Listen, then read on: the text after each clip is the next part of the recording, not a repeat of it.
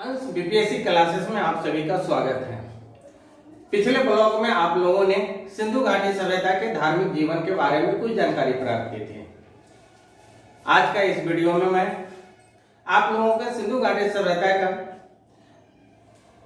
कला के बारे में कुछ जानकारी प्रदान करने का कोशिश करूंगा। सर्वप्रथम हम देखेंगे कला में वास्तुकला को।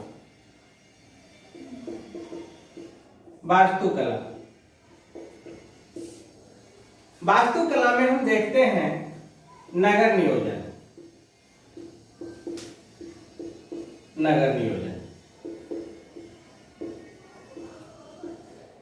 सिंधु घाटी सभ्यता का नगर नियोजन जो है वो बहुत ही उत्कृष्ट अवस्था में है। ऐसा माना जाता है कि सिंधु घाटी सभ्यता का नगर नियोजन वर्तमान में यानी आधुनिक काल में पेरिस है उससे भी उत्कृष्ट अवस्था में था। यहां हम देखते हैं नगरों की बसावट,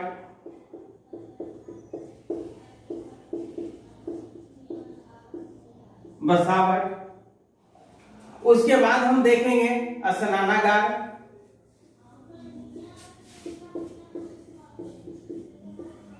फिर देखेंगे अन्नागार।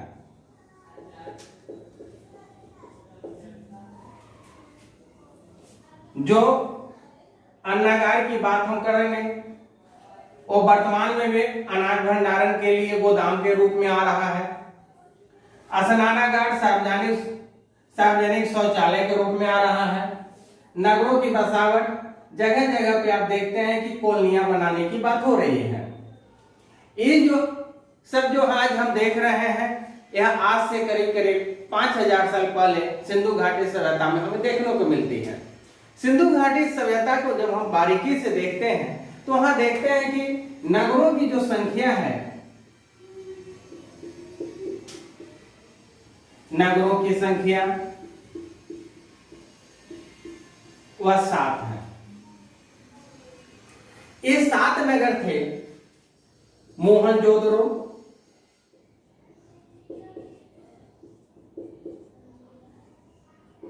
हड़प्पा, लोथल, धौलावीरा, बनावली,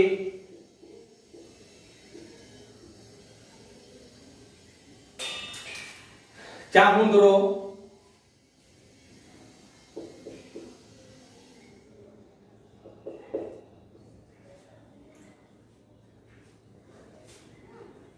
उसके बाद कालीबंगा।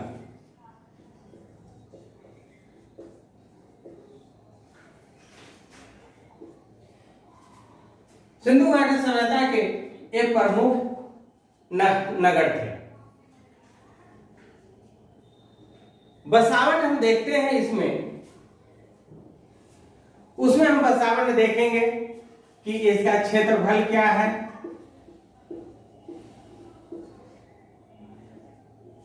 साथ ही साथ इसकी संरचना क्या है।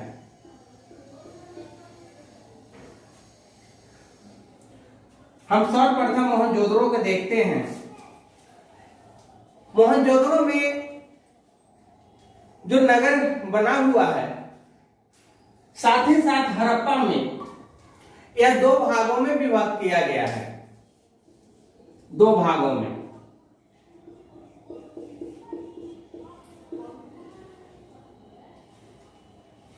ये 2 भागों में विभक्त है। यहां के नहर इस तरह, एक है पूर्वी भाग, दूसरा है पश्चिमी भाग। पश्चिमी भाग को मिट्टी पलट विधि से अर्थात कि दूसरे जगह से मिट्टी ला करके ऊंचा स्थान बना दिया गया था। साथ ही साथ इसकी किलेबंदी कर दी गई थी। यह किलाबंद है अर्थात कि यहां दुर्ग है। साथ ही साथ देखेंगे कि यहां विशेष लोग रहते हैं, विशेष लोग, यहां श्रमिक लोग। 2 भागों में बांट दिए हैं।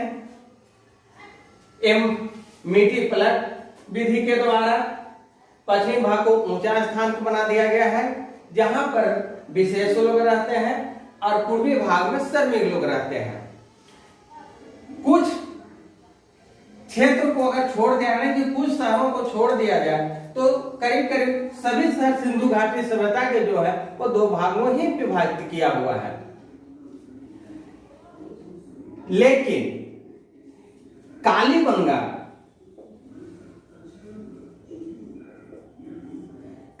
को जब देखते हैं तो यहाँ जो नगर नियोजन है वह 3 भागों में बांटा हुआ है।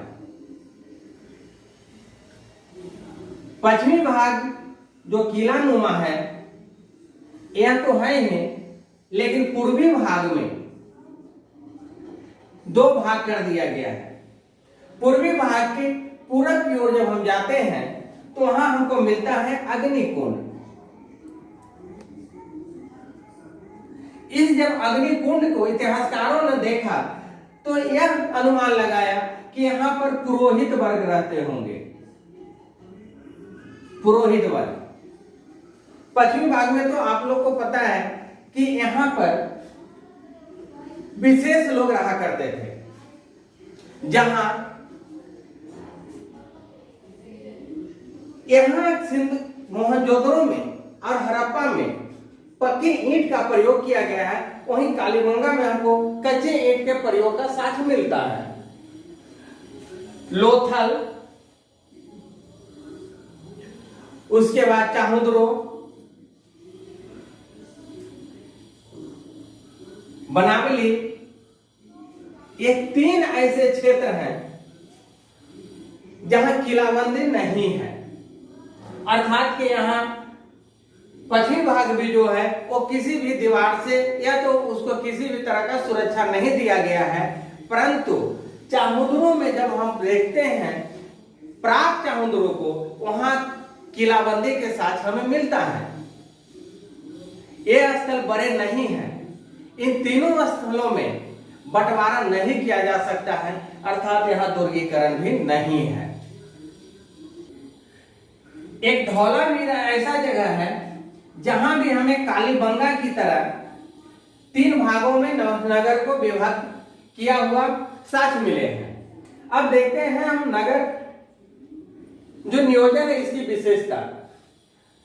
मकान समांतर सभी जगह सिंधु घाटी सभ्यता में पक्के ईंट के बने हैं, लेकिन कालीबंगा में समानता हमको देखने को मिलता है कि कच्चे ईंट के बने हुए हैं। बाकी जितने भी जगह हैं जहां हमें पक्के ईंट के साक्ष्य मिले हैं।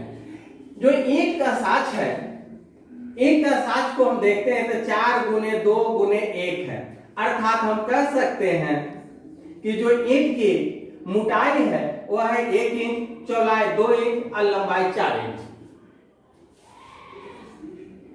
सबसे बड़ी ईंट और सबसे छोटे ईंट का साक्ष्य हमें मिलता है मोहनजोदड़ो से। यहां से हमें मिला है सबसे बड़ी ईंट, सबसे बड़ी, सबसे छोटी। जो ईंट का हमें साक्ष्य मिलता है वह मिलता है मोहनजोदड़ो से है। सड़कें समांतर कच्ची ही है, लेकिन कालीबंगा से हमें जो सड़कें मिली है वो पक्की ईंट की बनी हुई मिली है। वहीं चाहुद्रो से हम देखते हैं तो हमें यहां से वर्गाकार ईंट का साक्ष्य हमें मिलता है। कालीबंगा में हमें जो फर्श मिले हैं ईंट की बनी हुई मिले हैं। पूरे सिंधु घाटी सभ्यता में हम सिर्फ 1 या 2 जगह छोड़ दे तो मकान समांतर सड़कों से दूर है। कारण था सड़कें कच्ची है, जहां से प्रदूषण न हो मकान में। मकान की खिड़कियां और दरवाजे भी गलियों में खुलते थे। मकान समांतर हम देखते हैं हमें कि 1 या 2 मंजिल की होते थे, लेकिन लोथल एक ऐसा जगह है जहां दरवाजे मुख्य सड़क की ओर खुलता है। धौलावीरा से हमें तालाब का साक्ष्य मिला है जो बहुत ही व्यवस्थित संरचना में है। अब हम लोग देखते हैं धौलावीरा को, जहां से हमें तालाब का साक्ष्य मिला है। यह जो तालाब है उसको जब हम देखें तो तालाब बहुत ही उत्कृष्ट अवस्था में बनाया गया है, जहां पर एक तरफ यहां पर नाली बनाई गई है, जो दूसरे कोने पे कुआं है, और तीसरे कोने पे आवास है, पुरोहित का आवास। यह जो आवास है 1-2 कमरे का है, 1-2 कमरे का। बहुत ही व्यवस्थित संरचना है।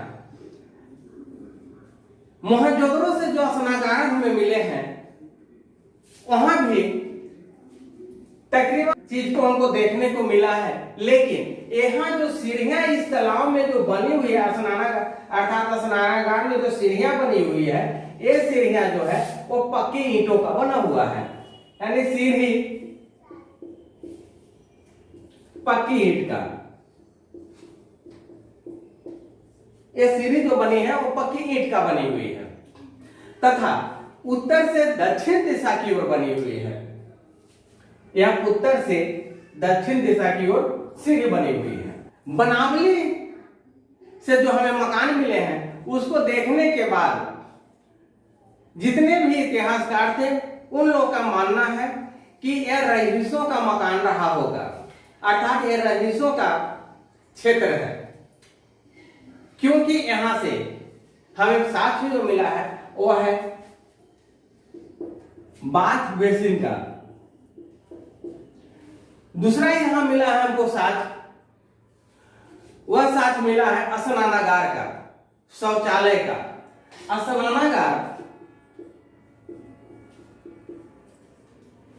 शौचालय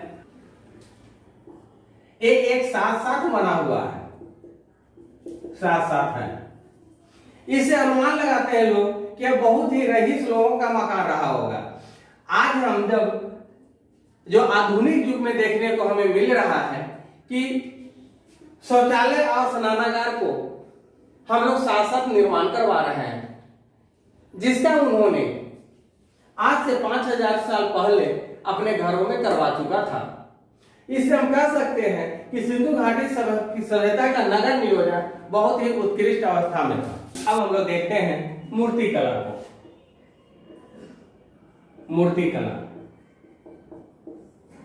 मूर्ति कला जो है यह 2 रूप से है। एक देखते हैं धार्मिक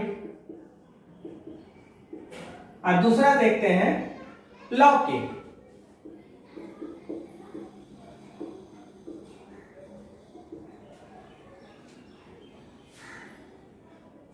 मूर्ति कला को हम लोग 2 रूप से देखें, एक धार्मिक रूप से देखेंगे, एक लौकिक रूप से देखेंगे।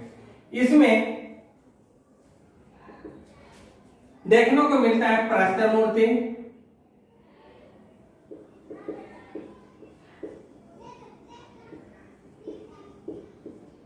उसके बाद देखते हैं कांस मूर्ति,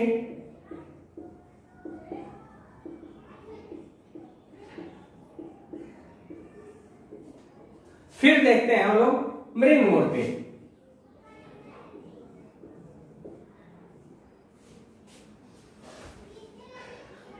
इसका जो निर्माण किया गया है वो है तक्षण विधि।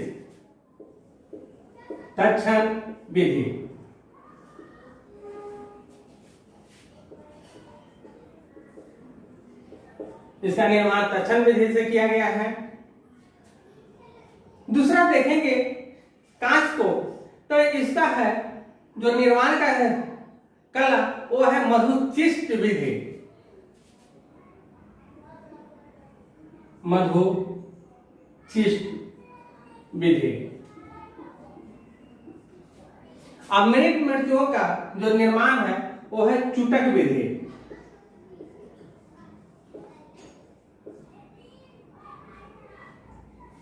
चुटक विधि के द्वारा। सामग्री में अगर हम देखते हैं, जहां प्रस्तर मूर्तियों का जो निर्माण है वो है लाल और बलुआ पत्थर, लाल और बलुआ पत्थर काले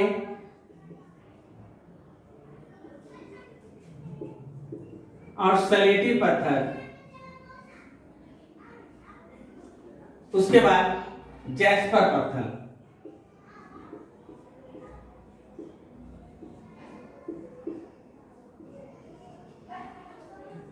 इन पत्थरों का उपयोग करते थे पत्थर की मूर्तियों बनाने में। यहां की जो सामग्री थी वह था तांबा और जस्ता। ये दोनों को मिलाकर करके लोग कांसे का निर्माण करते थे। और यहां मिट्टी, ये हमारा सामग्री था जिससे वो लोग सिंधु घाटी सभ्यता के जो भी लोग थे वो अपने कला को प्रदर्शित करते थे, अर्थात जो मूर्ति कला के रूप में प्रयोग करते थे। मृत मूर्तियां लगभग सभी सैंधव स्थल से हमें मिले हैं। वहीं हम देखते हैं कि मोहनजोदड़ो से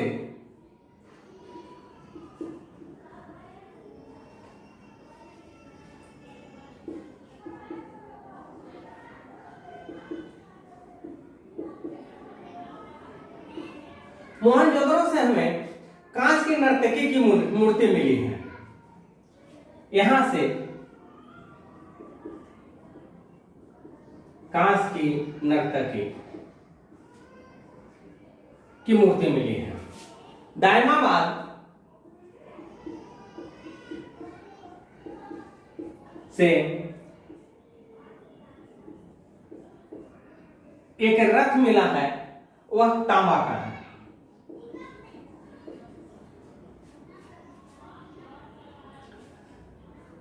इसका जो प्रमाण हमें मिला है यह पुरोहित का जो बना हुआ मूर्ति है वो लाल बलुआ पत्थर से बना हुआ है, यानी मोहन जो पुरोहित का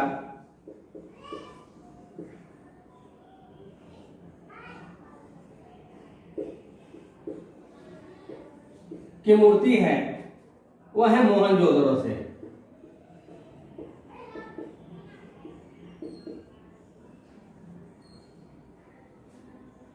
हड़प्पा से एक लाल स्लेटी पत्थर का, यह है बलुआ पत्थर।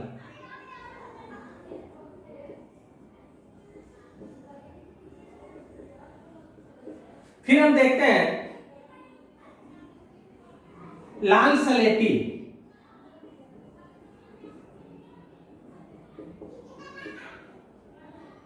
यह जो पत्थर है इसकी हमें जो मूर्ति मिली है वह स्त्री की है,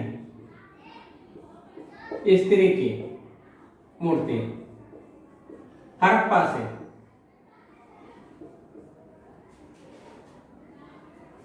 वहीं मोहनजोदड़ो से ही पशुपति नाथ की एक मूर्ति मिली है। साथ ही साथ स्त्री की जो मूर्ति मिली है उसे कुछ लोग कहते हैं कि यह पार्वती की मूर्ति है। मृत मूर्ति की जब हम बात करते हैं यहां तो मृत मूर्तियों में लगभग 70% जो मूर्तियां हैं वो पशु पक्षी की हैं, 30% मानव से संबंधित हैं। उनमें से अधिकतर वो 30% भी है, उसमें से ज्यादातर यानी अधिकतम जो है वो स्त्रियों का है। कारण है कि यहाँ स्त्री प्रधान है। या तो हम कह सकते हैं कि इन्हीं मूर्तियों को मिलने के कारण सिंधु घाटी सभ्यता को मातृ प्रधान कहा गया है। गौरैया की मूर्ति मिली है हमें, कुंवरदार बैल की मूर्ति मिली है, लोथल से हमें घोड़े की मूर्ति मिली है। यह आप एग्जाम के दृष्टि से बहुत महत्वपूर्ण है कि घोड़े की मूर्ति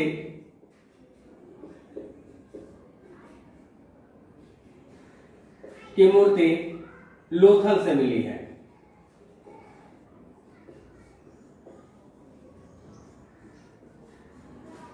यह आपके एग्जामिनेशन की दृष्टि से बहुत महत्वपूर्ण है।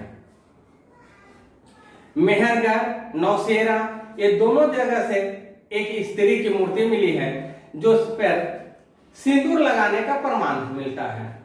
ये दो मूर्तियां मिली है हमें मेहर-ए-नौशेरा से, उन मूर्तियों पर सिंदूर किया हुआ है। इसे इतिहासकार यह अनुमान लगाते हैं कि उस समय सिंदूर प्रथा थी।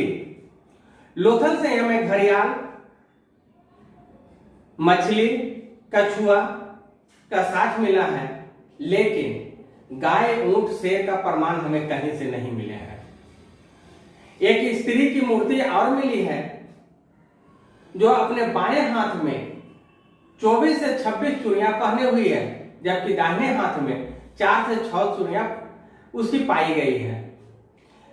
यह बताता है कि वह अपने आप को सजाने का प्रमाण दे रही है, अर्थात कि आभूषण पहने हुई है। तो हम कह सकते हैं कि सिंधु घाटी सभ्यता के लोग अपने आप को सजाने का काम भी करते थे, जो आज वर्तमान में भी हमें देखने को मिलता है।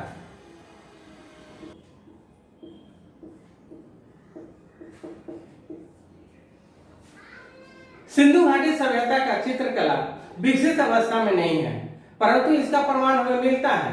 यह प्रमाण मिलता है हमें मुहरों पर, भांडों पर तथा प्रस्तर पर, जहां सबसे ज्यादा मुहरों पर, फिर भांडों पर और सबसे कम प्रस्तर पर हमें प्रमाण मिले हैं। इसका विषय धार्मिक तथा लौकिक दोनों ही है। हड़प्पा से जो हमें मुहरें मिली है उसमें सबसे ज्यादा चित्र पीपल का है, उसके बाद एक श्रेणी पशु का, तब कुंवरदार बैल का। हड़प्पा से एक स्त्री का सिर के बल खड़ा एक मूर्ति मिलती है, उसके गर्भ से पेड़ निकलता हुआ दिखाया गया है। इसे इतिहासकार यह अनुमान लगाते हैं कि यह उर्वरता को दर्शाया गया है, अर्थात मातृ देवी की मूर्ति है। मोहनजोदड़ो से पशुपति की मूर्ति पाई गई है, जिसके चारों ओर 6 जानवरों का चित्रण किया हुआ है। उसके बाद आते हैं मेंढभान।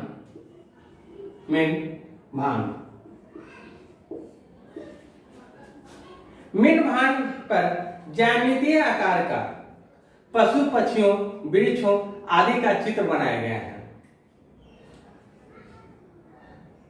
आप यहाँ पर स्पेशल रूप से यानी कि विशेष रूप से यह ध्यान रखने का कोशिश करेंगे कि जितना महत्व देवी देवताओं को सिंधु घाटी सभ्यता में दिया गया है, उतना ही महत्व प्रकृति को भी दिया गया है। इसका मुख्य उद्देश्य यह था कि धार्मिक के साथ साथ लौकिक में भी ये लोग उतना ही विश्वास करते थे। अब चित्रकला के कुछ नमूने हमें मनका और मुहर पर भी प्राप्त होते हैं। लोथल तथा चांदरों से प्राप्त हुआ है हमें जो मनका, उसे यह अनुमान लगाया जा सकता है कि उस समय इसका उपयोग वो लोग आभूषण के रूप में करते होंगे। अन्य स्थलों से हमें लिपस्टिक, सुरमा, पाउडर और काजल भी प्राप्त हुए हैं। यह पूरी तरह से विकसित अवस्था में है, साथ ही साथ यह बेलनाकार भी है। इससे हम यह कह सकते हैं कि सौगंध के लिए जो बनाया गया था उसका वह लोग प्रयोग करते थे। मुहरें जो ज्यादातर हैं वह क्वाइट जाट, कांचली मिट्टी, स्लेटी तथा जैस्पर से बनी हुई है। इसका आकार मूल रूप से वर्गाकार है, जबकि मोहनजोदड़ो से बेलनाकार भी प्राप्त हुआ है। अब यहाँ हम यह देखते हैं कि सिंधु घाटी की सभ्यता का अन्य सभ्यताओं के साथ में किसी न किसी रूप से जुड़ाव था। कारण है कि मोहनजोदड़ो से जो बेलनाकार हमें मुहर प्राप्त होती है, सुमेरियन सभ्यता की मुहरें भी बेलनाकार ही होती थी, अर्थात हम कह सकते हैं कि सुमेरिया के साथ में सिंधु घाटी सभ्यता का व्यापार था। इसका उपयोग वो लोग पहचान के लिए करते थे। सबसे अधिक लिपि का भी प्रयोग वे लोग मुहरों पर ही किया करते थे, अर्थात हमें जो साक्ष्य मिलते हैं लिपि का वह मुहरों पर से ही मिलता है। अब हम देखें सिंधु घाटी सभ्यता का शिक्षा।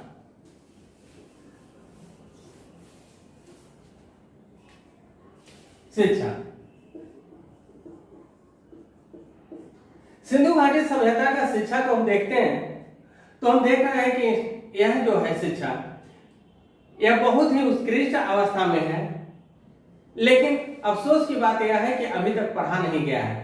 अर्थात कि शिक्षा में लिपि था। यह लिपि कैसी थी? भाव चित्रात्मक।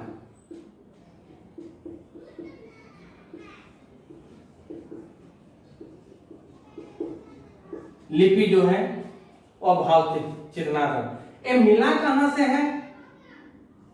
मिला कहां से? तमोहरों से।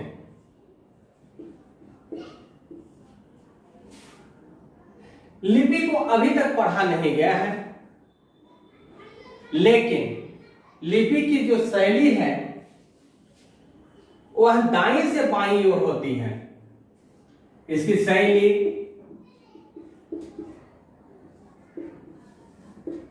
बाईं से दाईं ओर। याद रखने के लिए आप लोग यह ध्यान रखेंगे, कभी एग्जाम में अगर यह क्वेश्चन पूछता है कि सिंधु घाटी सभ्यता का जो लिपि था वह कैसे लिखा जाता था, तो आप बाईं से दाईं ओर अगर ना याद रखें तो इतना याद रखेंगे कि उर्दू जो भाषा है वह बाईं से दाएं ओर ही लिखा जाता है। तो उर्दू भाषा को याद कल्पना कर लेंगे तो आपको यही याद हो जाएगा। इसको हम लोग बोलते थे, या तो इतिहासकार लोग जो बोले हैं वो बोले हैं कि यह गोमूत्र शैली है। शैली क्या हुआ? गोमूत्र। दूसरा इसको बोलता है लोग बुस्त्रोकेदन।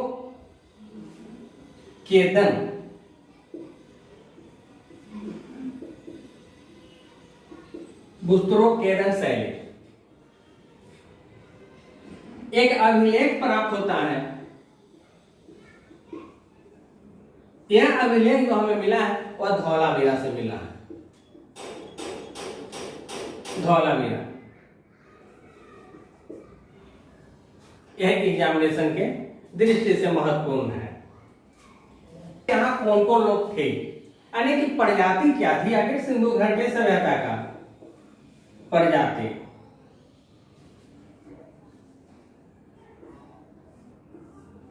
सिंधु घाटी सभ्यता में भूमध्यसागरीय है, भूमध्यसागरीय।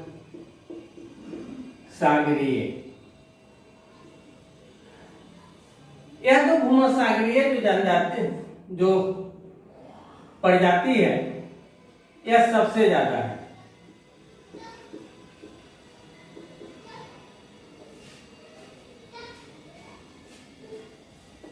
सबसे ज्यादा हम कह सकते हैं कि सबसे प्रमुख है, यानी प्रमुख है। उसके बाद आता है अल्पाइन। अल्पाइन प्रजाति के भी लोग हैं। तीसरा हम देखेंगे प्रोटो ऑस्ट्रेलियाई। प्रोटो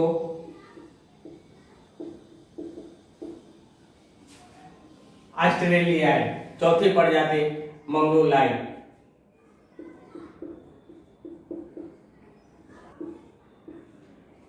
जो लेकिन एग्जामिनेशन से जो अति महत्वपूर्ण वह है पांचवा, यह एग्जाम की दृष्टि से बहुत महत्वपूर्ण है, वह है निग्रेटो।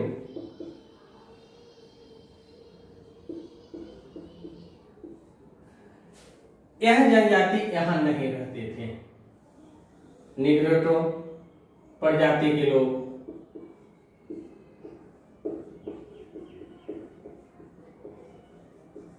नहीं रहते थे, जो एग्जामिनेशन के दृष्टि से महत्वपूर्ण है। बिहार लोक सेवा आयोग अपने बहुत से एग्जामिनेशन में यानी परीक्षा में, विशेषकर मुख्य परीक्षा में एक शॉर्ट नोट या फुल क्वेश्चन के रूप में यह क्वेश्चन पूछा है कि सिंधु घाटी सभ्यता का नगर नियोजन कैसा था। उम्मीद करता हूं कि अब वो क्वेश्चन आप लोगों से नहीं छूटेगा। इसी के साथ सिंधु घाटी सभ्यता का कला से जुड़ा हुआ जो मेरा यह क्लास था वो खत्म होता है। अगले क्लास में मैं सिंधु घाटी सभ्यता के पतन के बारे में कुछ चर्चा करूंगा। जो लोग मेरे वीडियो को पहली बार देख रहे हैं वह सब्सक्राइब कर लेंगे चैनल को और घंटी को बजा लेंगे, जिससे कि मेरा वीडियो सर्वप्रथम आपके पास पहुंच जाए। साथ ही साथ कमेंट करना, लाइक करना और शेयर करना ना भूलेंगे। फिर मिलते हैं अगले वीडियो में।